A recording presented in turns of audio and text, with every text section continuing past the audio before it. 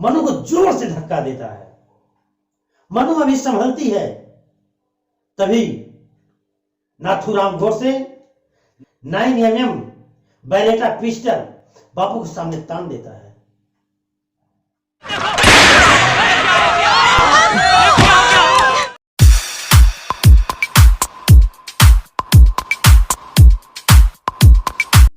साथियों, आज हम बात करेंगे नाथूराम गोडसे। आखिर ये नाथूराम गोडसे था कौन? नाथूराम गोडसे एक क्रांतिकारी विचारक पत्रकार थे और उसके साथ साथ समाज सेवक भी थे और हिंदू महासभा के अध्यक्ष थे और आरएसएस के कार्यकर्ता थे। साथियों, एक समय ऐसा था कि वो महात्मा गांधी जी के साथ साथ चलते थे। महात्मा गांधी को बापू कहा करते थे, पूजनीय थे और महात्मा गांधी का सम्मान भी किया करते थे और उसके साथ साथ महात्मा गांधी का समर्थन भी करते थे। लेकिन ऐसा क्या हुआ कि नाथूराम गोडसे को महात्मा गांधी की हत्या करनी पड़ी।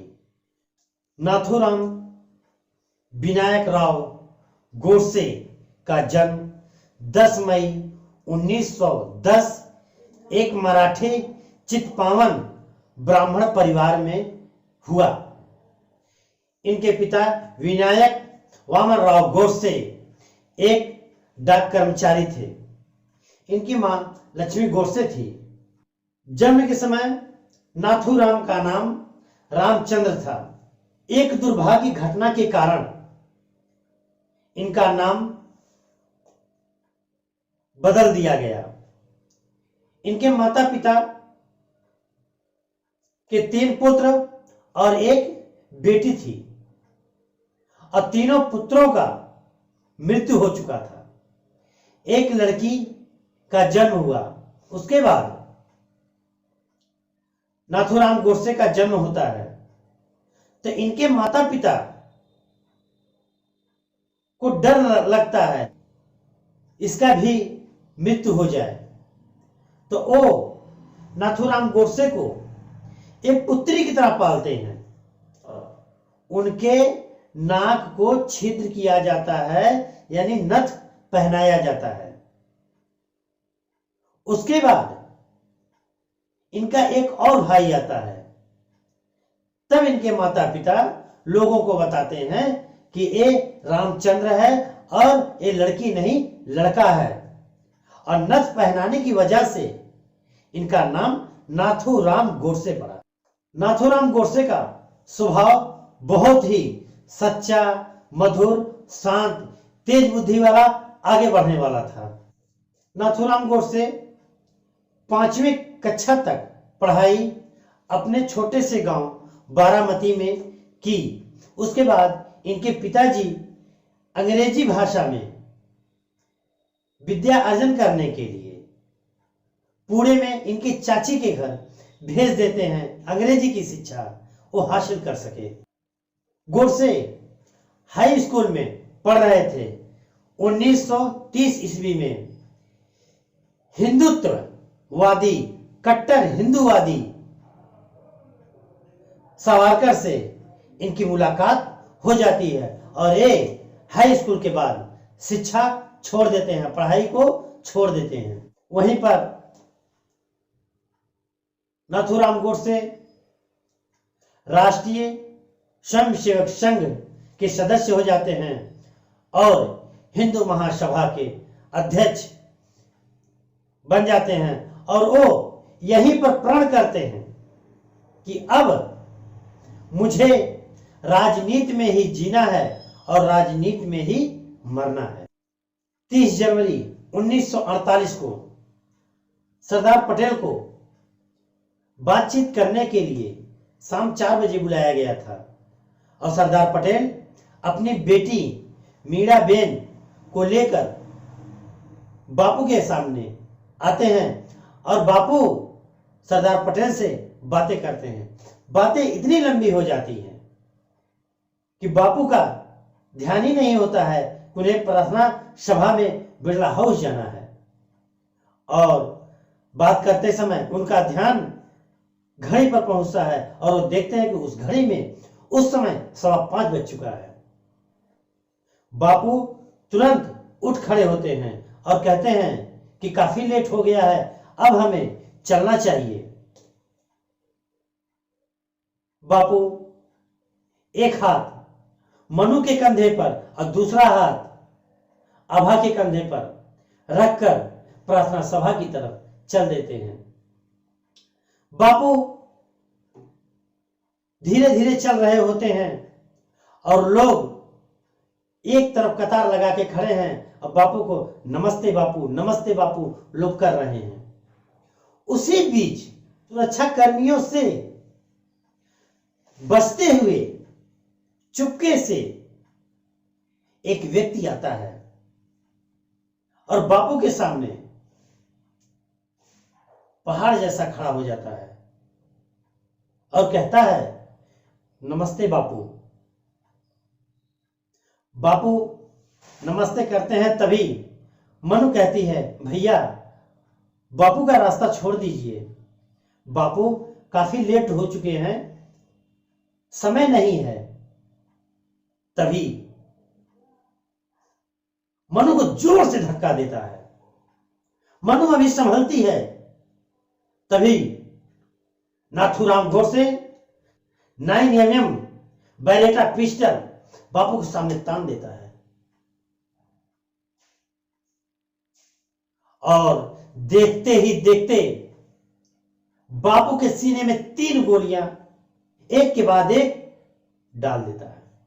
2 गोली तो बापू के सीने से उस पार निकल जाती है, लेकिन एक गोली बापू के सीने में फंस जाती है और बापू जमीन पर गिर जाते हैं, अपने प्राणों को त्याग देते हैं और इस दुनिया को अलविदा कह देते हैं। और नाथूराम गोडसे वहां से भागता नहीं है, वह दोनों हाथ ऊपर करके कहता है पुलिस पुलिस पुलिस, चिल्लाता है मुझे अरेस्ट करो, मैंने गांधी की हत्या कर दी, मैंने बापू की हत्या कर दी। 5 से 6 मिनट तक कोई नहीं आता उसके पास।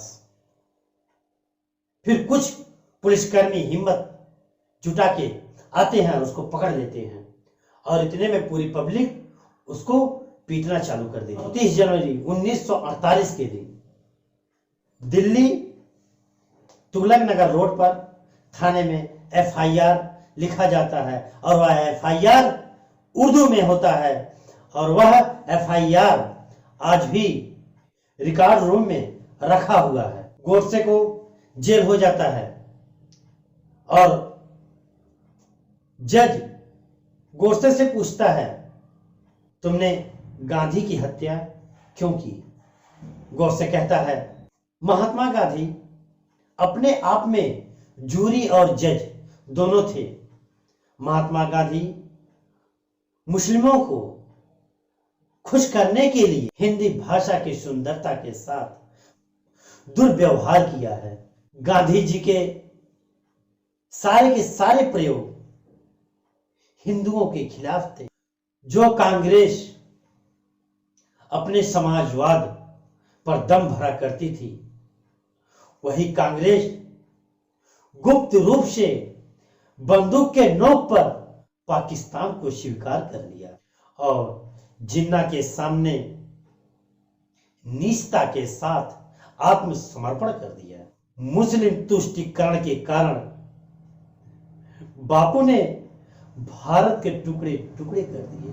15 अगस्त 1947 के बाद हमारा भारत हमारे लिए विदेश हो गया, विदेशी भूमि बन गई। जिस भारत माता की हम पूजा करते थे, कांग्रेस के बड़े नेताओं ने इसके टुकड़े टुकड़े कर दिए, जिससे मेरा मस्तिष्क क्रोध से क्रोधित हो गया और मैं साक्षात पूर्ण कहता हूं कि गांधी अपने कर्तव्यों में असफल हो गए और उन्होंने स्वयं पाकिस्तान के पिता होता सिद्ध कर दिया। गांधी जी ने पाकिस्तान को 55 करोड़ रुपया देने के लिए अनशन कर दिया और वो चाहते तो ना देते, जबकि 20 करोड़ रुपया पाकिस्तान को दिया जा चुका था। और सबसे कष्ट की बात यह थी कि जब हमारे देश का विभाजन हुआ तो उस समय पाकिस्तान से आए हुए हिंदुओं को रहने के लिए कोई व्यवस्था नहीं की गई। दिल्ली के मस्जिदों में पाकिस्तान से आए हुए हिंदुओं जाके वहां पर शरण लेते हैं, लेकिन बापू उनकी कोई व्यवस्था नहीं करते हैं, जबकि वो ये कहते हैं कि जितना जल्दी हो सके दिल्ली के मस्जिदों को खाली कर दिया जाए। और उस समय ठंड पड़ती है, बारिश होता है और वो अपने छोटे छोटे बच्चों को लेके हिंदू वहां से निकल जाते हैं, यहां तक कि उनको तिरपाल भी नहीं दिया जाता है।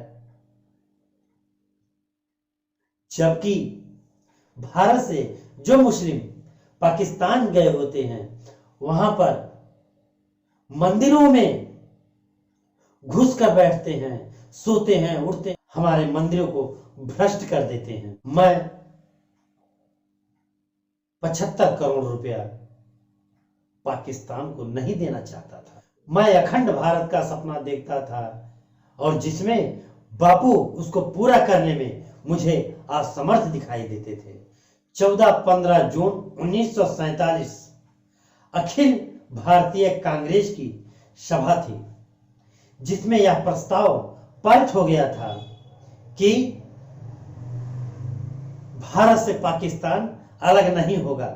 इस पर मुहर लगने ही वाला था, तभी महात्मा गांधी वहां पहुंच जाते हैं और वो ये समर्थन कर देते हैं कि भारत से पाकिस्तान अलग होगा। जबकि महात्मा गांधी स्वयं कहे थे कि भारत का विभाजन होगा तो मेरी लाश पर होगा। जेल में मिलने के लिए महात्मा गांधी के पुत्र देवदास गांधी मिलने के लिए जाते हैं और वो यही सोचते हैं कि बापू की हत्या करने वाला हत्यारा पिताजी का हत्यारा खूंखार होगा, खून का प्यासा होगा, अजीब सा दिखने में लगता होगा, पागल जैसा होगा, बहुत सारी चीजें सोचते हुए और नाथूराम गोडसे के सामने जाते हैं। और जैसे ही पहुंचते हैं नाथूराम गोडसे दोनों हाथ जोड़कर कहता है नमस्ते। जब आपके पिताजी का मृत्यु हुआ उस समय मैं वहीं पर था और मुझे बहुत दुख है, मुझे खेद है कि आप पर बहुत कष्ट बीत रहा है और आपके परिवार के ऊपर भी। आप यकीन मानिए मैं बापू का विरोधी नहीं था और ना ही मैं मुसलमानों का विरोधी था, सिर्फ मैं अखंड भारत का सपना देख रहा था। वो मुझे सच होता नहीं दिखा और ये घटना मुझसे घटी। उसके बाद देवदास गांधी घर आते हैं और पूरी कोशिश करते हैं कि नाथूराम गोडसे को फांसी ना हो, लेकिन उस समय उनका कुछ नहीं चलता है और नाथूराम गोडसे को फांसी हो जाती है। गोडसे ने अपनी अंतिम इच्छा लिख कर दी। उन्होंने लिखा कि हमारी अस्थियों का कुछ हिस्सा संभाल कर रखा जाए तब तक जब तक अखंड भारत का निर्माण ना हो जाए, भारत स्वतंत्र ना हो जाए। उस समय आप हमारी अस्थियों को सिंधु नदी में प्रवाहित कर दीजिएगा और जब तक अखंड भारत का निर्माण नहीं होता है, तब तक इस अस्थियों को संभाल कर रखा जाए, तब तक इसके लिए चाहे 2 पीढ़ी, 3 पीढ़ी, 4 पीढ़ी क्यों ना बीत जाए। फांसी के लिए जाते समय नाथूराम गोडसे के एक हाथ में गीता और अखंड भारत का नक्शा था और दूसरे हाथ में भगवा झंडा था। उस समय नाथूराम गोडसे अखंड भारत के नारे लगा रहे थे। फांसी के फंदे नाथूराम गोडसे के गले में डाले जा रहे थे और नाथूराम गोडसे के मुंह से निकल रहा था, नमस्ते सदा वत्सले। फांसी पर झूल जाते हैं और अपने प्राणों को त्याग देते। नाथूराम गोडसे को 15 नवंबर 1949 अंबाला जेल में फांसी दे दी जाती है। उस समय उनकी उम्र 39 वर्ष थी। साथियों, आज ना तो राष्ट्रपिता महात्मा गांधी हैं और ना ही नाथूराम गोडसे आज इतिहास के पन्नों में सिमट के रह गए हैं। इन्हीं शब्दों के साथ मैं अपने वाणी को विराम देना चाहता हूं। जय हिंद। अगर आपको यह वीडियो अच्छा लगा तो आप इसे शेयर कीजिए और कमेंट कीजिए और इसे सब्सक्राइब अवश्य कर लीजिएगा। धन्यवाद।